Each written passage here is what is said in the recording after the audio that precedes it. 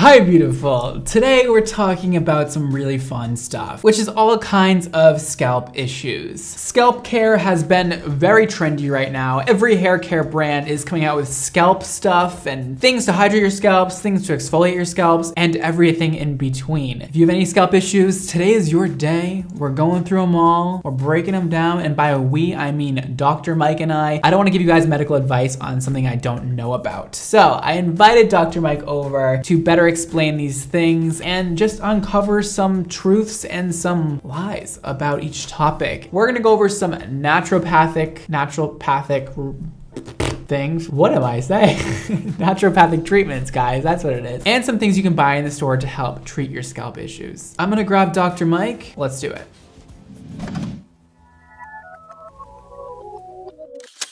Hey beautiful, I mean Dr. Mike, welcome to the channel. Hello. Today we'll be talking about dandruff, dry scalp, and psoriasis. You're gonna help the common peoples understand these three things, and we're gonna decipher what is the differences between them all and how do you treat them. Yeah, there's so much overlap, there's so much confusion. I'm suffering with some dry scalp, dandruff myself, so we are the common people. All right, let's do it. We're gonna start with going over the differences between dry scalp, dandruff, and psoriasis.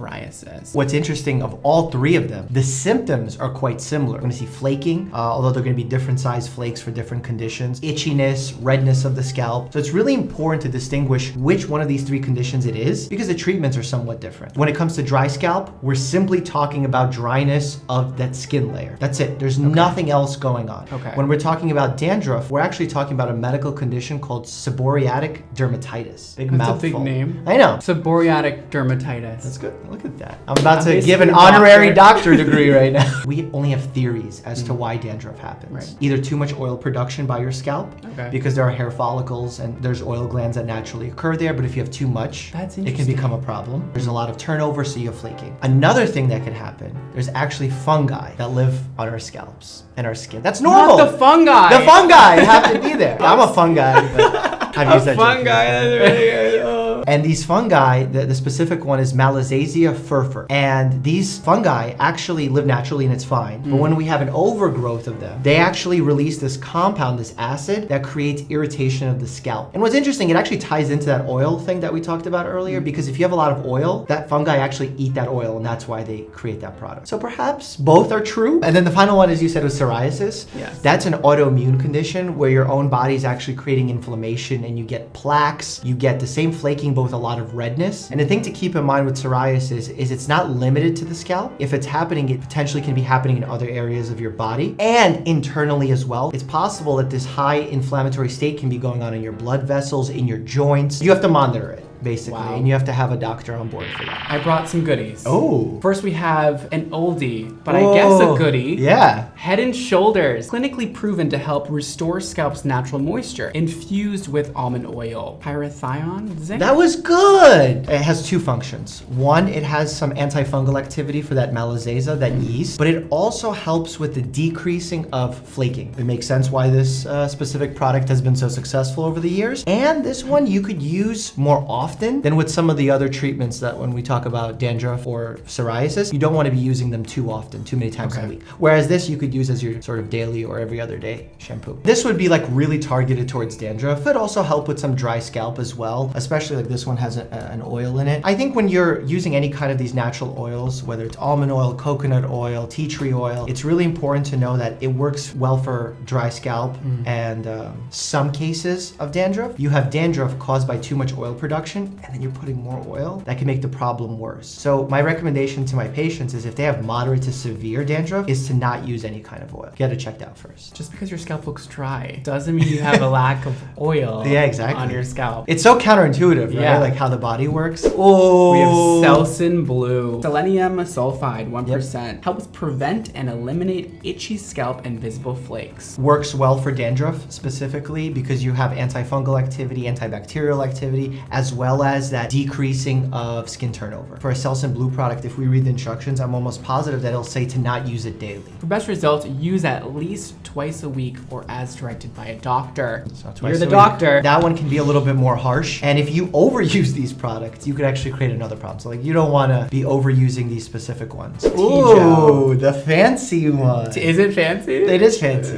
Because wait until I tell you the ingredient. You're going to be like, there's no way that's the ingredient. It controls redness, intense itching, and flaking of severe scalp conditions. Dandruff, psoriasis, seborrheic dermatitis. Which seborrheic dermatitis is very similar to dandruff, if not the same thing. Ready for the main ingredient? Yes. Coal tar. And what is that? Right? You would think like coal tar. Do I want that on my scalp? Is it actual coal? It's actual coal tar. Mixed with tar? Well, I don't know like how they mix it chemically speaking, but this is a product that I wouldn't use for just simple dry scalp. This is something that I would use for psoriasis or seborrheic dermatitis. Also, you don't want to use this daily, but again, similar mechanism of action, some antifungal activity, some cytostatic activity, which means again, decreased cell turnover. You like using fancy terms because it makes us feel special. And you went to medical school, so you have to use fancy terms. I used it, like I learned it, I spent time learning, so I'm like, I'm just gonna flex. I find it interesting that all the ones we just went over have different active ingredients. Yeah. I didn't know there was different levels to it. Well, just like when you go look for a pain reliever, let's say an over-the-counter pain reliever, you have so many options. You have ibuprofen, naproxen. They're different, but in reality, they all accomplish the same goal. So this is doing the same thing. Some of them are better for other purposes, like the Head & Shoulders is the daily one, the Selsun Blue is the one you have to use twice a week. For dandruff, this is really like the go-to for psoriasis treatment. It does a good job for mild psoriasis cases, because unfortunately, we have no cure for psoriasis or dandruff. We only have treatments, so symptom control. I have no idea what this is. Everclean. This is salicylic acid. It says anti-dandruff shampoo for relief of itching and scalp flaking associated with dandruff, psoriasis, and seborrheic dermatitis. And the main ingredient is salicylic acid, like I just said, 1.8%. I've battled with acne when I was growing up, and I would use some of those, you know, the pads that you could use. I forgot they were called. Yes. One of their main ingredients was salicylic acid as well, because it basically breaks down that superficial layer of skin. The medical term is keratolytic. Kerato is the skin layer. Lytic means it's breaking through. When you have psoriasis and you have a buildup of this dead skin cells, this can help break through it. In fact, when dermatologists like make their own products and they compound different formulas, they put this plus some of the other ingredients in the other ones. Yeah. Salicylic acid is actually found in a bark of a tree and some leaves. So technically, I mean, I don't know how they made this specific product, but if you're extracting it, you can get salicylic acid naturally. I love a good natural treatment. Yeah. A lot of folks will look at a label and sometimes get worried because there's long names. And a lot of those are like perfectly safe. 100%. And we should not be scared of all chemicals because chemical carries like a bad connotation, or like even toxin. They're like, people are like, oh, it's a toxin. If we're being honest, like water can be a toxin. Right. So it's the dose that makes the toxin. We are moving on to naturopathic treatments. Really important for everyone at home to know, natural does not always equate to safe. First up, we have tea tree oil. This is a common treatment. Tea tree oil has really good evidence for it, like decent evidence for mild Really? dandruff. Yeah. Wow. It is antifungal. I always thought it was like an irritant though. Salicylic acid is an irritant, but it also helps shed off that, you know, layer of skin that's unhealthy. So it helps remove some of that flakes, allows the healthy scalp to come up. So tea tree oil has some of the same benefits, and it's the one that actually has some clinical research behind it.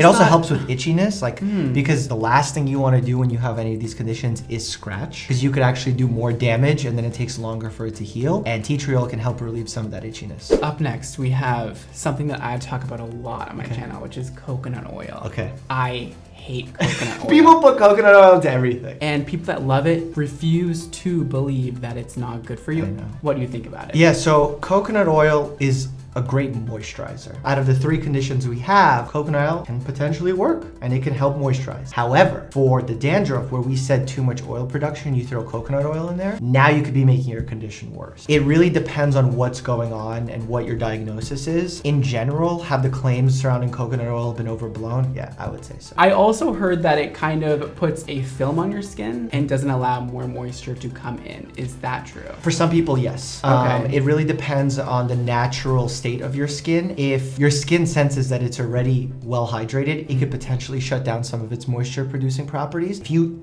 don't try and overdo something, your body will just decrease the amount that it produces. So you can't really trick your body into overperforming. Moving on to aloe vera, one of my favorites. I love it. Not only for scalp health, I also love it for sunburns. That, along with tea tree oil, probably has the best evidence behind working for dandruff because it is moisturizing. It is having antioxidant properties, anti-inflammatory properties. It's a good choice for a lot of people. So this is like where a natural product shines. Apple cider vinegar. This is my arch nemesis. Oh no! This is my arch nemesis because my patients think that apple cider vinegar treats everything. It's not a miracle thing. Like I want it to be, but like I didn't go to medical school for 10 years and just prescribe apple cider vinegar to everybody. Like I wish it was that simple. There's very little proof. In fact, a lot of people like to tote apple cider vinegar as being anti-inflammatory. There's no evidence for that. It's unbelievable that people can just make It's up marketing.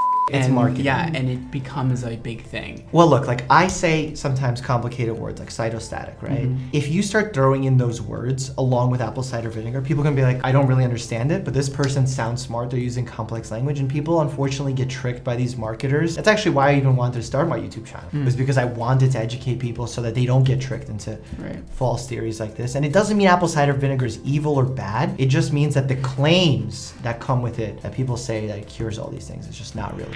Okay, so I wrote down a treatment plan that I thought of before you came today that I would do if I had one of these issues. The first thing would be a healthy diet. Everything starts with a healthy diet. Yeah. And a healthy diet means something different for everybody. There's no one magical solution that works well for everyone. I wrote down veganism in particular. Are you vegan? Yes. I don't know how much it's helped because I've done a lot of other things also. Before you were vegan, what kind of diet were you following? It was a lot of alcohol, a lot of partying, which also I'm sure contributed to the skin issues. Then I would go home and like eat a bag of chips and chocolate and like ice cream and chicken. And so it was just a lot That would of not shit. contribute to a healthy scalp. No, what you switch from is just as important as what you switch to. Let's say you were eating a healthy plant-based diet, like a Mediterranean style diet where you had some chicken or some fish, and then you switched to veganism. Would you have seen all those positive effects? That's true. I never thought about But that. switching from the lifestyle you were going there, because veganism really is a lifestyle. It's not just the types of foods you eat. So the fact that you changed up your lifestyle completely, that makes veganism really powerful. And for some people that works really well, and I never force it upon patients because it's very specific lifestyle. In general, trying to increase the amount of fruits and vegetables, plants in your diet is really important because we're under eating those. Yeah. From a fiber standpoint, from a vitamin standpoint, that will all help the scalp. You feel better in general. Whether or not you have to eliminate certain foods, that's really individual dependent. So my next thing is easy, I think. Drink water. I think that's compatible with life. No, because if you're truly dehydrated, that alone can cause dry scalp. Your body will literally take the hydration from areas that are not vital to your life. Your circulation is very vital. If you don't have enough blood flow, and blood is made up of a lot of water, you will lose your blood pressure. You will not get vital circulation to your brain, your kidneys, your liver. Emma never drinks water. Well, Emma, you gotta drink water. I literally do not drink water. Because your body's made up of pretty much water, and you need it for your scalp and your health. You wonder why your scalp is dry sometimes, Emma? It's looking pretty good lately. What have you been doing? Water. It was just really dry that one time.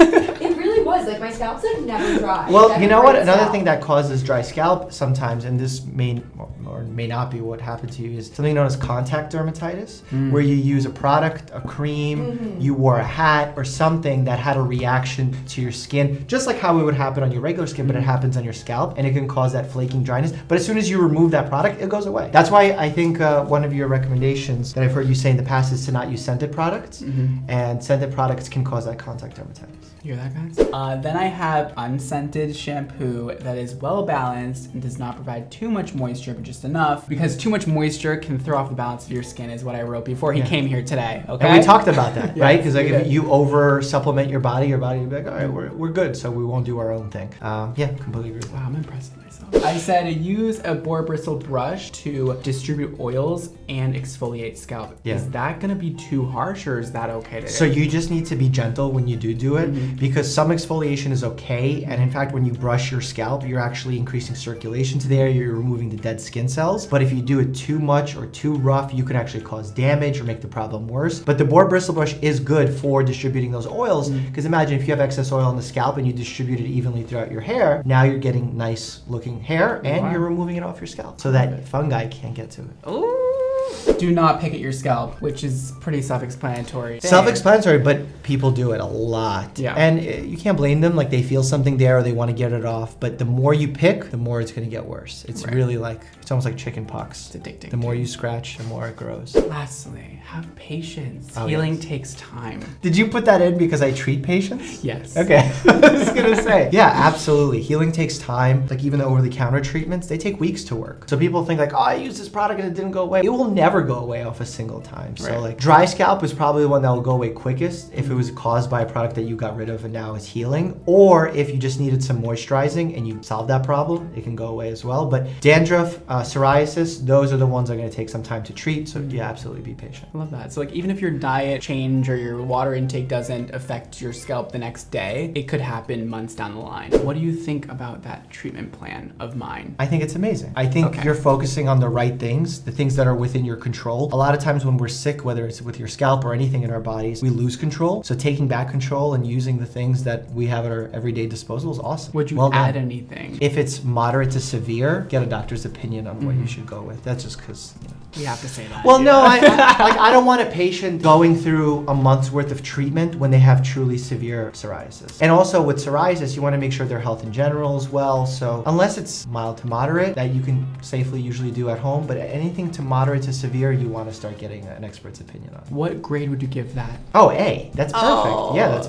Literally. Past medical school? Yeah, absolutely. Naturopathic medical school. Oh, okay, perfect. So, Dr. Mike, thank you so much for coming on here and helping people that are suffering from dry scalp, psoriasis, and dandruff. Yeah, the most common one. They're not life-threatening. They're not pleasant, and they're annoying, but they're dealable, and you can have some options at your disposal, because look at that list Brad just gave you. And if you guys want to subscribe to Dr. Mike, of course, it's right down below. He's very entertaining, and he talks about a lot of issues on his channel, medical issues, even reacts to doctor things on TV. On Dr. Mike's channel, also, I'll be reacting to his hair care routine and pictures of things he's done with his hair. So I'm sorry, I'm apologizing ahead of time. I will be roasting him, so check that out. It is also linked below. Well, there you have it, you guys. Those are all the ways to treat your scalp issues. Well, not all of them, but some major things that a lot of people do that I wanted to highlight. Hopefully that helps you out deciphering which treatment would be best for you and which maybe won't work at all. If you do have any scalp issues that are lasting and they will not go away, like Dr. Mike said, please see a physician and get that checked out. Make sure you guys subscribe right down below if you're not already. Click the bell icon and the like to stay notified when I post videos, and just to be nice, checking a like button is always cool, you know? This is my phone number. You guys can text. And yes, I really do get all your messages, and yes, I do respond to a few of you guys every day, so text away. Here are all my social media handles. Make sure you guys follow me everywhere else. Here they all are. Check it out. Check out Xmondo Hair at xmondohair.com. We just released 4 brand new products. They are shampoos and conditioners, and they are stunning, and thank you guys for purchasing. It's been incredible. I really appreciate it. Linked below. Also, you can check us out at Xmondo Hair on Instagram to learn more. Today's Instagram shout out goes to Alexia. She says, hey, I have a question. I have light brown hair, and for about 2 years, I've had blonde faded tips, and I'm honestly so bored of it. I came to ask you some tips about how I should dye it or how I should cut it, but I need something that is appropriate for school because I have a strict school. I think that you should keep the color or just brighten it up just a tad bit with some balayage highlights, but cut it short. I think that'll be the change you're looking for, and I think it'd be very school appropriate, so try it out. That's all for today, guys. Thank you so much for watching. Don't forget to live your extra life, and I'll see you next time. Bye, guys.